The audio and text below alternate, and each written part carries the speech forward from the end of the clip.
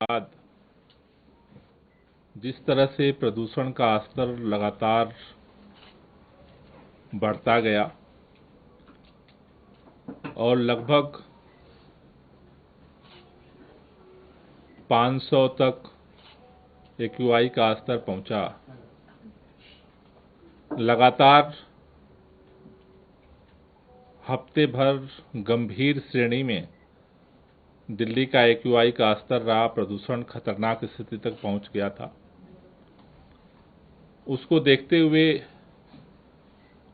दिल्ली के अंदर सभी कंस्ट्रक्शन और डिमोलिशन की सभी गतिविधियों पर बैन लगा दिया गया था, जिसमें जो नेशनल इंपॉर्टेंस की एक्टिविटी थी केवल उन्हीं को अलाउ किया गया था। दिल्ली के अंदर जितने बाहर से एसेंशियल कमोडिटी को छोड़ करके जितने ट्रक आ रहे थे उन पे सब पे बैन लगा दिया गया था।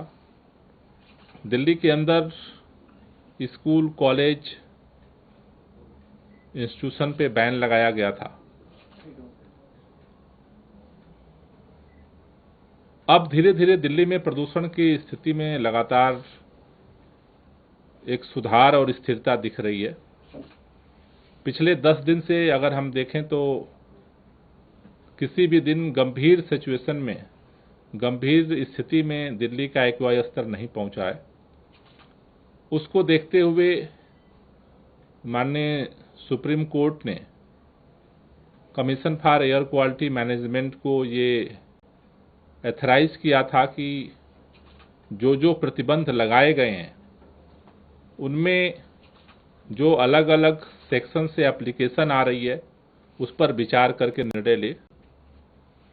पिछले दिनों दिल्ली के अंदर एजुकेशन डिपार्टमेंट से एप्लीकेशन आई थी कि दिल्ली के अंदर जो 6ठी क्लास से ऊपर के जो बच्चे हैं उनके स्कूल, कॉलेज को खोला जाए। उसको एयर क्वालिटी मैनेजमेंट कमीशन ने अलाउ किया था और दिल्ली के अंदर वो सारे खोले जा चुके हैं। 1 से 5वीं तक की कक्षा का अभी निर्णय आने के बाद उसको खोला जाएगा। आज दिल्ली के अंदर जितने कंस्ट्रक्शन और डिमोलिशन एक्टिविटी बैन थी उन सभी को आज से खोला जा रहा है। दिल्ली में इन एक्टिविटीज को अलाउ किया जा रहा है, लेकिन जो 14 पॉइंट नॉर्म्स हैं कंस्ट्रक्शन साइट पे पोल्यूशन कंट्रोल करने के लिए, उन नॉर्म्स को सभी एजेंसियों को, चाहे वो प्राइवेट हों चाहे सरकारी हों, उनको सख्ती से पालन करना पड़ेगा। अगर वो पालन नहीं करती हैं तो उन कंपनियों के खिलाफ, उन कंस्ट्रक्शन साइट्स के खिलाफ सख्त कार्रवाई की जाएगी और जरूरत पड़ने पर उनको सील भी किया जाएगा। इसलिए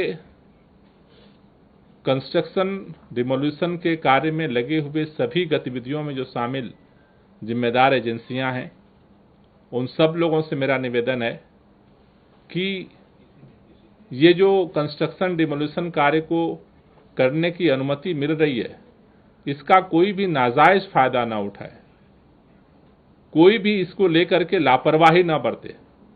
अगर 14 पॉइंट नॉर्म्स, जिसमें जहां भी कंस्ट्रक्शन हो रहा है उसके चारों तरफ दीवार खड़ा करना 3 सेट का, जहां पर 20,000 वर्ग मीटर से जितना बड़ी साइटें हैं वहां पर एंटी स्मॉग गन लगाना, पानी का छिड़काव करना, तिरपाल से ढकना, ट्रकों के आने जाने की सफाई करना, जितने तरह के 14 पॉइंट्स नॉर्म्स हैं दिल्ली के अंदर, हम डीपीसीसी, एसडीएम्स, एमसीडीज की जितनी एजेंसियां हैं, टीमें हैं, ये लगातार इनके मॉनिटरिंग का काम चलता रहेगा।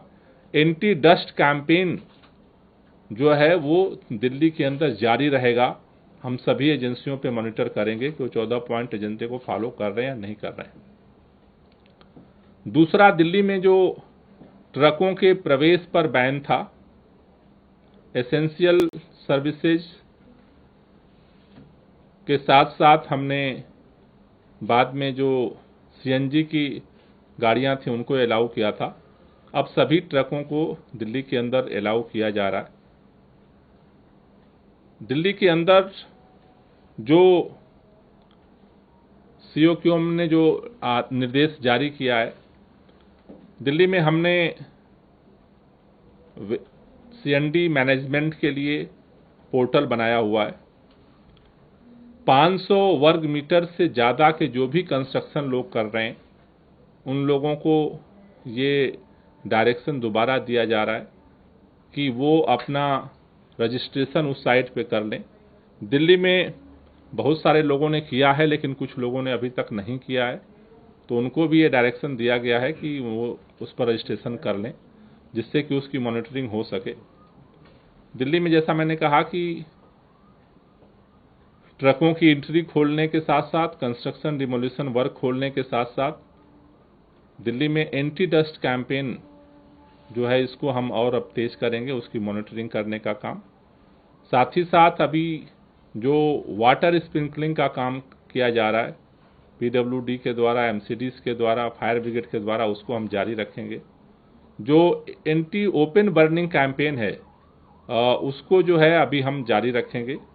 पीयूसी चेकिंग का जो अभियान चल रहा है वो अभी जारी रहेगा।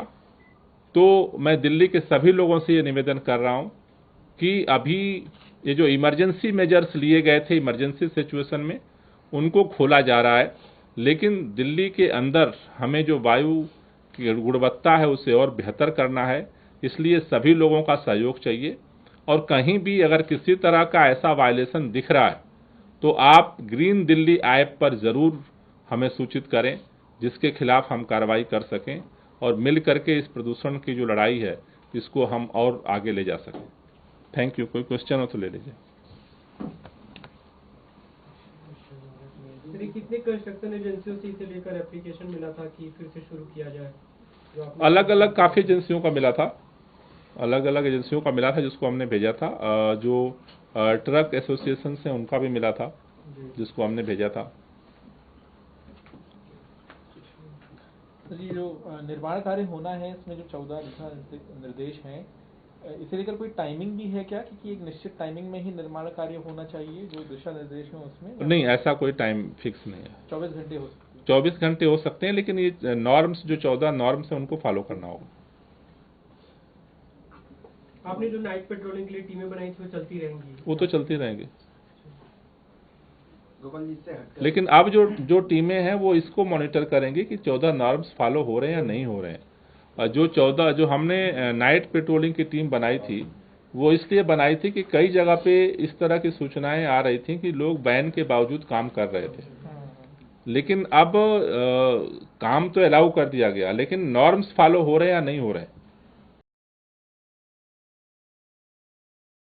देश बनता है अपने नागरिकों से, ऐसे नागरिक जो अधिकार के साथ कर्तव्य पर भी ध्यान दें, जो सच्चाई का आदर करें लेकिन असत्य से लड़ना भी सीखें, जो सिर्फ जानकार न बने बल्कि जागरूक भी रहें। इस काम में TV9 डिजिटल है आपका मददगार लगातार, ताकि आप भीड़ का हिस्सा न बने बल्कि राह दिखाएं भीड़ को।